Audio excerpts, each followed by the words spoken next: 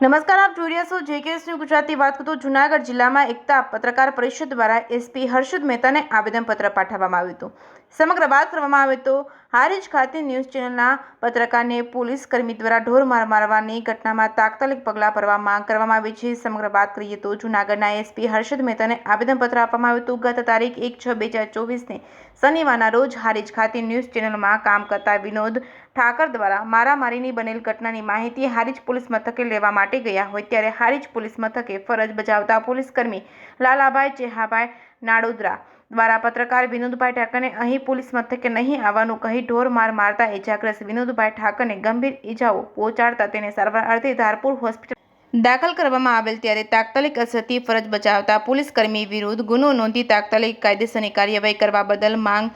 પત્રકાર વિનોદ ઠાકરની ન્યાય મળે તેવી માંગ સાથે આ ઘટનાને સખત શબ્દોમાં વખોડી કાઢવામાં આવી છે. જેમાં પ્રદેશ મહામંત્રી મુકેશભાઈ સખિયા અને જૂનાગઢ જિલ્લા પત્રકાર એકતા સંગઠનના હોદ્દેદારો, જિલ્લા પ્રમુખ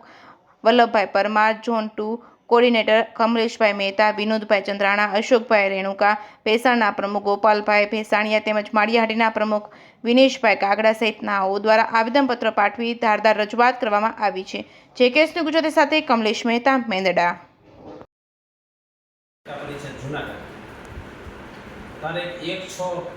જે હારીજમાં પત્રકારો પર હુમલો કર્યો છે પોલીસે, એના સંદર્ભે આજે એસપી સાહેબને આવેદનપત્ર આપવા આવ્યા હતા. જિલ્લા પ્રદેશ મહામંત્રી મુકેશભાઈ સખિયા, ઝોન કોર્ડિનેટર અશોકભાઈ રેણુકા, કમલેશભાઈ મહેતા, ભેસાણ તાલુકા પ્રમુખ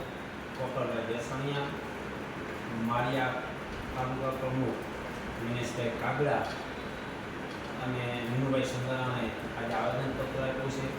અને પત્રકારો પર હુમલા થતા અટકે અને પત્રકારોને ન્યાય મળે એવી માંગણી સાથે આવેદનપત્ર આપ્યું છે જૂનાગઢ